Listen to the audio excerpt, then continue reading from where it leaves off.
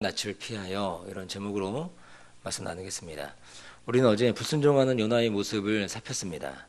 요나는 하고 싶지 않은 일을 하지 않는 선지자, 참 이상한 선지자입니다.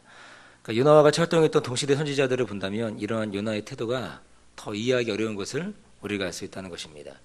우리가 살펴봤던 것처럼 호세아도 그랬고, 그리고 또 아모스도 그랬고, 하나님의 말씀이 임했을 때, 하나님의 명령이 그 가운데 있을 때 그가 곧장 순종하는 것들을 보지 않습니까? 특별히 호세아 같은 경우는 더 이해하기 어려운 명령의 말씀이 있음에도 불구하고 그가 그 말씀 그대로를 삶으로 살아내는 그 선지자의 모습을 본다는 것입니다. 하나님께서는 요나 선지자를 부르셨을 때 어떻게 부르셨습니까? 그 본토에서 활동하는, 그 이스라엘의 민족 그 안에서 활동하는 선지자가 아니고 그 이스라엘 바깥에 있는 이방 민족을 향해서 세우신 최초의 선지자가 바로 요나 선지자라는 거죠. 그러니까 본토에서 활동하는 선지자로 부르신 것이 아님을 알 수 있다는 겁니다. 요나가 하나님께서 맡겨주신 사명을 감당해야 하는 자리가 어디냐? 바로 아수르의 수도인 니느웨라는 거죠. 그러니까 한마디로 요나는 이방 선교를 위해서 부르신 최초의 선교사 또는 선지자라는 것을 우리가 알 수 있다는 겁니다. 어제도 설명을 드렸듯이 아수르는 이스라엘의 적성국가 아닙니까? 이스라엘을 정말 싫어하는 국가. 우리나라가 일본을 그렇게 싫어하듯이 이스라엘 백성 그러면 특별히 이 북이스라엘 그러면 아주 치를 떠는 민족, 아수르라는 것입니다. 그래서 아수르를 향해서 복음을 전해라, 아수르를 향해서 하나님의 뜻을 전해라, 이것이 너무나 싫은 겁니다. 그러니 당연히 이방 땅을 향해서 하나님의 심판과 용서를 선포하는 일이 싫었겠죠. 그래서 거듭되는 하나님의 부르심과 소명을 감당하고 싶지 않았던 것입니다. 이러한 요나의 하나님의 부르심과 소명을 하고 싶지 않은 그 밑바닥에 깔려있는 생각과 사상, 그것이 무엇인가? 그것은 바로 이스라엘의 선민사상과 맞닿아 있다는 것입니다. 선민사상이 무엇입니까? 하나님이 우리 민족만 부르셨고 우리 민족만 사랑하신다, 우리 민족의 하나님 뜻이 분명히 있다, 이것을 얘기하는 것이 아닙니까? 하나님께서 이방인들을 사랑하시고 그들을 심판하시지 않는다는 것을 견딜 수가 없는 겁니다. 그것도 특별히 이방 민족 중에 자기들의 적성국가, 그토록 싫어하는 나라, 이 아수르를 향해서, 아수르의 수도 니느웨를 향해서 복음을 증거하는 일이 너무나 싫었던 것입니다. 왜냐하면 자신들만 하나님께 특별한 사랑을 입은 민족이라고 생각했기 때문이라는 거죠. 그러니 더더욱 니느웨를 가고 싶지 않은 것이 바로 이 요나의 마음이라는 거죠. 이러한 마음은 사실 신약에 와서도 변하지 않는 모습 아닙니까? 심지어는 우리 예수님의 제자 이 베드로도 이 이방인들 향해 나가는 것들을 납득하지 못하는 그런 모습들을 보인다는 것입니다. 우리가 잘 알듯이 사도행전에 보면 당시 고넬료라고 불리는 이 백부장 있지 않습니까? 백부장, 이 고넬료, 이 경건한 이방인입니다. 이 이방인으로 하여금 성령은 이제 요바에 있는 베드로를 초청하게 합니다. 그리고 동일하게 성령님께서 베드로에게 그 비슷한 시각에 환상을 보여주시는 거죠. 그가 본 환상이 무엇입니까? 베드로에게 보자기를, 내 귀퉁이에 쌓인 그 보자기를 내려보내십니다. 보내셔가지고 그것을 먹으라고 하는 거예요. 근데 그 안에 있는 것이 무엇이냐면 레위기가 말씀하고 있는 모세오경이 얘기하고 있는 그 더러운 음식, 그러니까 부정결, 정결하지 않은 그 음식을 먹으라고 내려보내는 거죠. 그러니까 어떻게 합니까? 베드로가 거기에 대해서 저항합니다. 유대인들이 먹어서는 안 되는 음식을 먹으라고 하니까 저항하는 거죠. 안 먹겠다 그럽니다. 이때 성령께서 하시는 말씀이 무엇입니까? 내가 깨끗하다고 하는데 네가 왜 더럽다고 하느냐, 그렇게 말씀하는 것입니다. 근데 딱 깨었는데 그때 누가 와 있습니까? 바로 고넬료가 보낸 사람들이 와 있다라는 거예요. 그러니까 자기가 본 환상, 자기가 본 꿈이 무엇인지를 아는 겁니다. 그리고 깨닫게 되고, 그리고 고넬료 이방인 그 집을 향해서 가는 거죠. 근데 거기서 베드로가 어떤 걸 느낍니까? 베드로가 그곳에서 놀라운 광경을 목격하는 거예요. 말씀을 전하고 그리고 기도를 하는데 성령이 그 가운데 임하는 것들을 본다는 것입니다. 이것이 최초의 사도에게, 이 베드로 사도에게 경험되는 이방인 사건이라는 거죠. 이 사건을 통해서 이방 선교가 열리는 거예요. 이 사도행전에 이 사건을 통해서, 그러니까 교회 수장, 교회 어떻게 보면 교회 머리는 예수님이지만 교회를 이끌어가는 수장인 베드로가 이방인들을 경험하지 않고는 이방 선교가 열리지 않잖아요. 보통 보면은 이 탑 리더들이 뭔가 분명한 깨달음이 있고 부르심이 있어야 움직이는 거 아니겠습니까? 그렇게 해서 이방인 선교가 열리게 되는 거죠. 그래서 나중에 바울 같은 사람이 선교사로 이제 보내지게 되는 겁니다. 이처럼 유대인들에게 이방인 그러면 참으로 다가가기 어려운 거죠. 근데 예수님 당시 때도 그랬는데 이 당시 요나의 마음 가운데 이방인을 향해서 특별히 자기들의 적성 국가인 이 아수르를 향해서 복음을 증거한다는 거, 하나님 말씀을 전거한다는 것이 더 싫은 것입니다. 그래서 어떻게 합니까? 다시스로 가는 배를 타고, 다시스가 어디냐면 스페인입니다. 그러니까는 뭐 내려가는 척하면서 안 가는 거 그런 게 아니라 아예 그냥 초장부터 나는 안 가겠다 그런 마음을 가지고 이제 다시스로 가는 배를 타기 위해서 육바로 내려가는 이 요나의 모습을 보는 거죠. 이렇게 도망가는 요나를 하나님 어떻게 하십니까?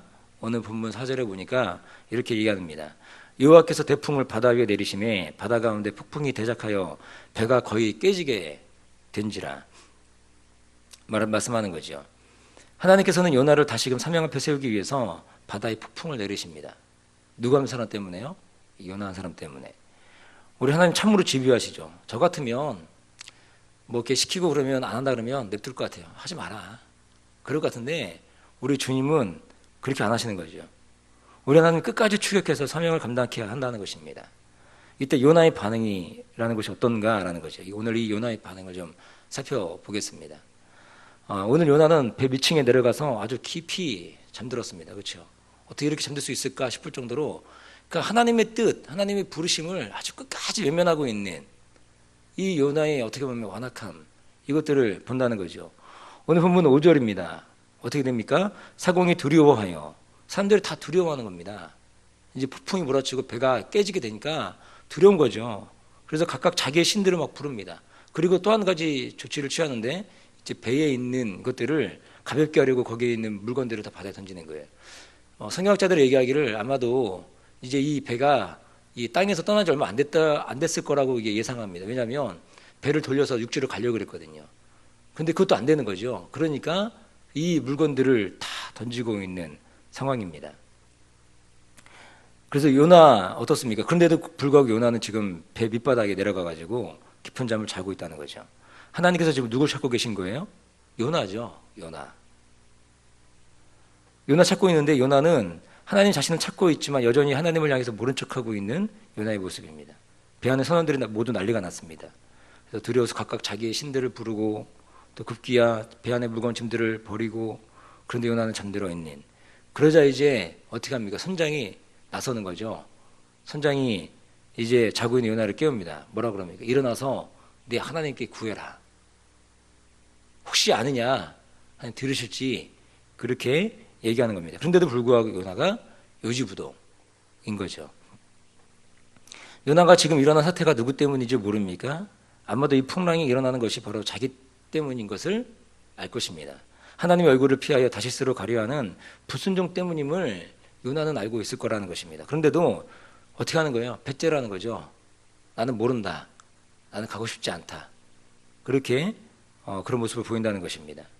그리고 이제 심지어 선원들이 어떻게 합니까? 도저히 안 되니까 이게 누구 때문인가 그러면서 제비를 뽑습니다.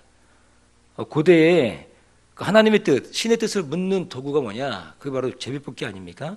제비 뽑기. 그런데 지금도 여전히 이런 제비 뽑기가 유효하냐? 뭐 그렇지 않다는 거죠. 우리는 제비를 뽑지 않아도 하나님의 뜻을 알 수 있다는 것입니다.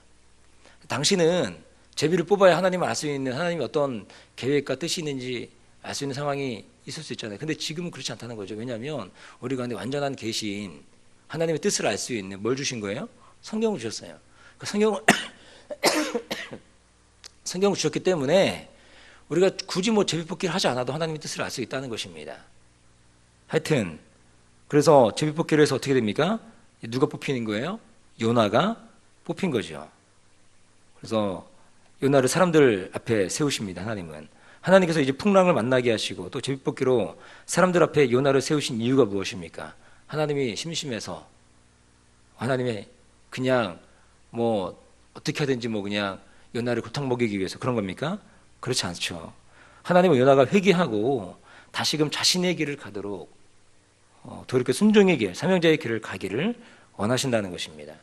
니느웨로 가서 심판의 말씀을 전하라는 것입니다. 그런데 요나가 그렇게 합니까? 그렇게 하지 않죠. 다시 말씀을 보면 제비 뽑힌 요나에게 선원들이 이제 묻습니다. 뭐라고 묻느냐? 8절에 보니까 이렇게 묻죠. 네 하는 게 뭐냐? 네 일이 무엇이냐? 네 생업이 무엇이며 어디서 왔으며 고국이 어디며 어느 민족에게 속하였느냐? 이렇게 물어봅니다. 이 말이 뭡니까? 너는 뭐 하는 사람이고 어느 나라 사람이길래 너 때문에 이게 폭풍이 임한 거냐? 이게 궁금하다. 그런 거 아니겠습니까? 그러자 요나의 대답이 참으로 민망합니다. 9절에 보니까 요나가 어떻게 대답을 하느냐? 이렇게 대답을 하는 거죠.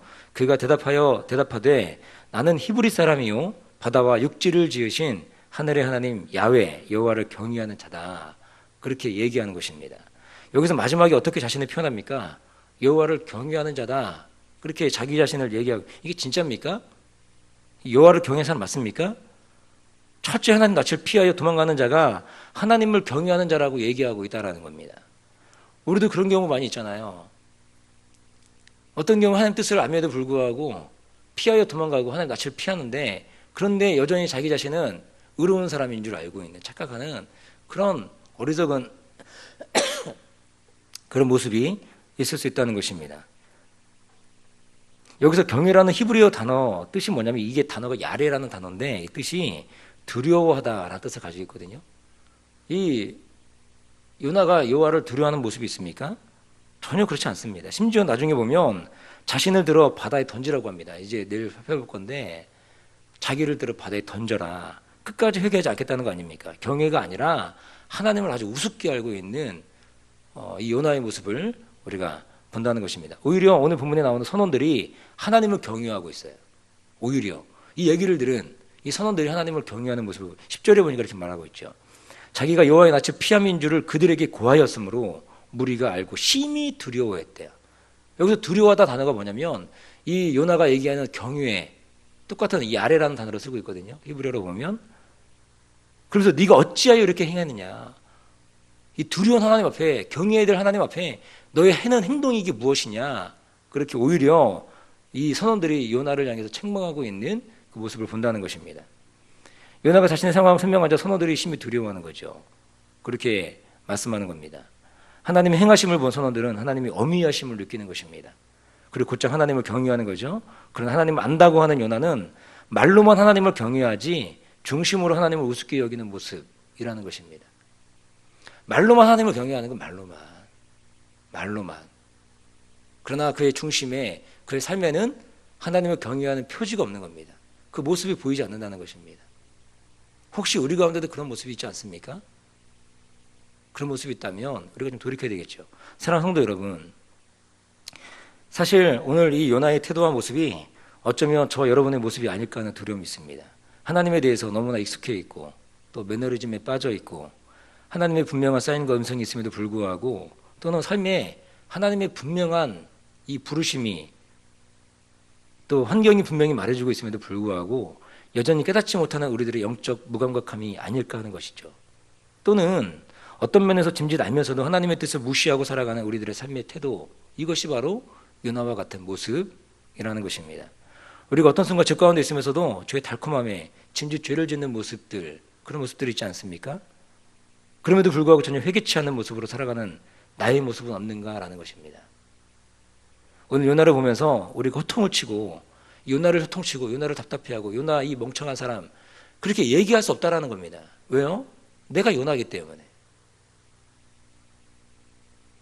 내가 요나와 같은 모습으로 이 땅을 살아가기 때문에.